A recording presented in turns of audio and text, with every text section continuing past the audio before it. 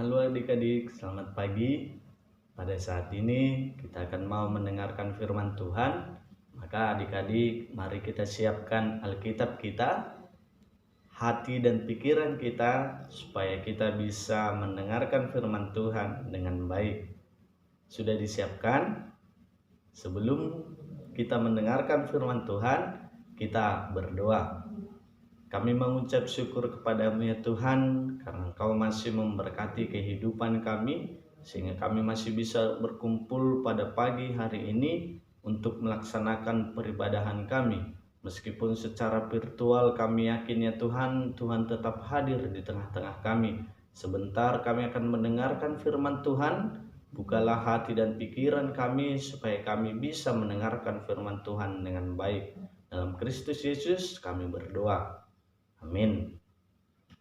Adik-adik sekalian, firman Tuhan yang sampai pada kita pada pagi hari ini diambil dari Markus 14 ayat 43 sampai dengan ayat 50. Ya, yang udah disiapkan Alkitabnya tadi supaya dibuka. Markus 14 ayat 43 sampai dengan ayat yang ke-50. Jadi abang di sini mempunyai versi yang berbeda untuk membacanya. Adik-adik membaca dari Alkitab bahasa Indonesia, abang membaca dari bahasa Simalungun. Ya, supaya adik-adik mengerti bagaimana bahasa Indonesia yang ingin dijelaskan, bagaimana juga bahasa Simalungun yang ingin disampaikan. Tertangkap Tuhan Yesus. Maka tahun ai ope ia mitordasma si Judas ai masahalak humbanina 10 ai anjara pakon si buai do halak namar podang namar pukul-pukul suruhan ni situan ni maling si boto surat apa pangintuai tapi domai pabotohkon si patahion ai hinan tanda bani sidia nini ia inna husumma ai ma ia takap nasyam ma ia anja pakai mabuan nasyam ia. Jadi daskosi ia mitor ijupah kon ma Jesus. Anja nini ma Rabbi lanjar isumah ma ia. Mardas tangan masih dia bani lanjar itakap ma ia. Sada humbani na jongjong ijai ay manitak podang ni itapul majuak-juak di situan ni malim ay. Gabi mistak ma pinggol ni. Jadi nini Jesus mau bani si dia. Songon naman do pakon panamun do parroh na Siamon marpodang anja marpukul-pukul lahu manakap au ari-ari do namin au rapakon na Siami rumah penumbahan mengajari seng itakap na Siam au tapi tene maningon saut do natap surat in jadi ganup masih dia manadikon si lanjar maporus. Adik-adik sekalian, tema yang sampai pada kita yaitu berbuat baik kepada yang jahat. Berbuat baik kepada yang jahat. Nah, adik-adik, abang mau bertanya, siapa yang pernah mengalami seperti tema kita ini? Berbuat baik kepada yang jahat. Kenapa dikatakan berbuat baik kepada yang jahat? Karena memang sering sekali kita mengalami hal-hal orang-orang yang berbuat jahat kepada kita.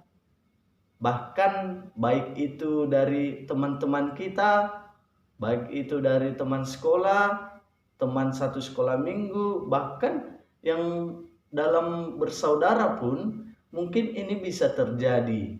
Salah satunya itu menjahili temannya, itu adalah salah satu contoh berbuat jahat. Nah, bagaimana dengan adik-adik? Apakah adik-adik juga pernah melakukan itu? Atau bahkan sebaliknya, bagaimana adik-adik menanggapi ataupun apakah melawan perbuatan jahat itu atau dengan mempunyai rasa kesabaran. Nah, adik-adik, abang punya cerita yaitu tentang dua bersaudara. Kita buat namanya yaitu Tini dan Tono, di mana Tini adalah saudaranya yang paling kecil dan Tono adalah saudaranya yang paling besar. Nah, pada suatu saat Tini dan Tono pergi memancing bersama. Mereka pergi memancing ke danau. Alhasilnya mereka sampai di danau, Mereka memancing bersama, bersampingan. Tetapi di sini Tini memiliki sikap yang sabar, memiliki sikap yang bijak. Sedangkan Tono memiliki sikap yang terburu-buru. Si Tini memancing yaitu dengan memakai umpan cacing. Sehingga dia pintar, dia membuat cacingnya sebagai umpannya lalu dia memancing. Sedangkan Tono, dia tidak tahu dengan hal memancing, dia ingin menangkap ikan dengan cepat, maka dia tidak membuat umpannya. Lalu mereka memancing, Tini dan Tono sama-sama memancing, tiba-tiba Tini mendapatkan ikan yang besar. Dia menariknya, lalu dia mendapatkan ikan yang baik. Dia mendapatkan ikan yang besar. Tini merasakan kesenangan. Sedangkan Tono, dia memancing tidak mendapatkan apa-apa. Berjelang waktu ke depannya, si Tini sudah mengumpulkan banyak ikan berkisar 10, sedangkan Tono tidak dapat sama sekali. Lalu Tono mempunyai rasa iri hati. Dia ingin menyergap pancing daripada saudaranya, yaitu si Tini. Dia mengambil memaksanya. Tetapi bagaimana dengan sikap si Tini? Dia memberikan pancingannya kepada si Tono. Lalu sama juga dengan umpan yang satu tadi, si Tono memancing. Lalu dia mendapatkan ikan. Sedangkan si Tini dengan pancingan si Tono tadi, dia kembali memasang umpan yang baik. Lalu dia memancing, dia mendapatkan. Tetapi si Tono ini dia ingin mendapatkan ikan yang lebih banyak daripada si Tini. Dia merampas semua umpan-umpan daripada si Tini. Dia merampas pancingnya, dia merampas cacingnya, lalu dia mengusir si Tini supaya pergi dari situ. Lalu si Tini bagaimana sikapnya? Dia tidak melawan adik-adik. Dia memberikan pancingannya, dia memberikan umpannya yang dirampas tadi, lalu dia pergi. Karena apa? Kenapa dia tidak melawan? Karena dia yakin, dia percaya, dia masih bisa melakukan hal memancing pada esok hari ataupun pada kapanpun, bagaimana dia suka dan dia mendapatkan ikan yang banyak. Nah, bagaimana dengan si Tono tadi? Memang betul, dia mendapatkan ikan yang banyak. Tetapi dalam hal mendapatkan ikan yang banyak itu, dia melakukan hal yang salah. Nah, ini yang perlu adik-adik. Kalau kita melihat juga teks kita ini adalah bagaimana juga Yesus pada dahulu pernah mengalami hal yang sama adik-adik. Di mana dia menerima perlakuan jahat dari muridnya. Ayo, siapa muridnya itu? Adik-adik pasti tahu dong, yaitu Yudas Iskariot. Di mana Yesus dengan Yudas Iskariot adalah mempunyai hubungan yang baik antara guru dengan murid. Tetapi meskipun dalam hal itu Yudas Iskariot ingin menjual Yesus, sehingga memang adik-adik dia membawa pedang dan pentung yang disuruh oleh imam-imam kepala, ahli-ahli Taurat, dan tua-tua untuk menangkap Yesus. Tetapi apa yang terjadi adik-adik? Kenapa hal yang jahat selalu berlaku kepada orang yang baik? Karena memang adik-adik, di sini Yesus adalah orang yang baik. Dia tidak pernah melakukan apa-apa pun tentang kejahatan. Dia berusaha memberikan yang terbaik bagi murid-muridnya, bagi seluruh yang ada pada saat itu. Bagaimana sikap Yesus adik-adik dengan perlakuan jahat itu? Di mana meskipun demikian, Yesus tidak pernah marah. Yesus tidak pernah marah dengan perlakuan daripada si Yudas. Karena memang disebutkan pada teks kita itu harus terjadi yang tertulis. Bahwasanya sudah dibuatkan bahwa Yesus akan tertangkap. Nah, adik-adik, Apa yang mendapat diambil dari firman kita pada pagi hari ini, yaitu tentang gambaran antara tini dan tono. Begitu juga dengan teks kita pada hari ini yang menggambarkan Yesus mempunyai sikap yang baik. Yesus mempunyai sikap yang baik. Nah, adik-adik, abang mau bertanya, siapa yang mau seperti Yesus?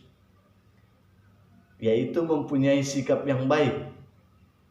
Iya, pasti adik-adik juga ingin mempunyai sikap yang baik seperti Yesus. Bagaimana dia mendapatkan perlakuan yang jahat? Dia ditangkap, tetapi Yesus tidak melawan. Begitu juga dengan Tini dan Tono, di mana Tini mengalami hal pemaksaan daripada si Tono, di mana pancingannya dirampas, umpannya diambil, tetapi Tini juga mempunyai rasa yang sabar. Maka adik-adik, kepada adik-adik juga ini yang mau disampaikan, bahwasanya kita harus bisa melakukan perbuatan baik kepada orang-orang yang melakukan perbuatan yang jahat kepada kita. Bagaimana caranya? Seperti Yesus yang mempunyai sikap yang baik, yaitu memiliki hati yang penuh dengan kesabaran. Ini adalah kunci dari perbuatan baik kita. Selama kita melakukan perbuatan baik yang telah kita lakukan selama ini, maka itu harus kita teruskan. Bagaimanapun orang-orang di sekeliling kita yang ingin melakukan perbuatan jahat, bahkan dia ingin membuat kita terjerat ke lubang ataupun ke jurang, kita harus bisa menanggapinya dengan baik. Jurang dan lubang tadi bisa diidentikan dengan perbuatan jahat, maka kita tidak boleh meniru mereka, tetapi kita tetap harus mempertahankan perbuatan baik kita. Sehingga memang bagaimana kita bisa melawan perbuatan jahat terhadap orang-orang yang melakukan kepada kita, yaitu dengan penuh kesabaran.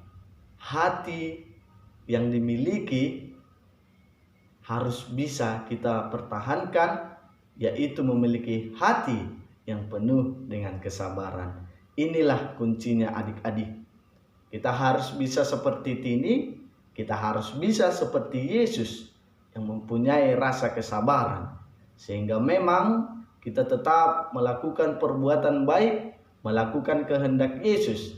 Karena Markus ini adik-adik ingin menekankan, yaitu misi Yesus terhadap dunia ini, yang mana berfokus kepada perbuatan-perbuatan yang penuh dengan kuasa, di mana Yesus Kristus membawa perdamaian. Maka kita juga harus membawa perdamaian tanpa ada sebuah perlawanan. Maka dengan demikian kita akan menjadi anak-anak yang penuh dengan terang Kristus, dan kita akan menjadi anak Tuhan. Janji adik-adik, supaya kita tetap mempertahankan perbuatan baik kita, kita tidak melawan orang-orang yang berbuat jahat kepada kita. Amin. Kita berdoa.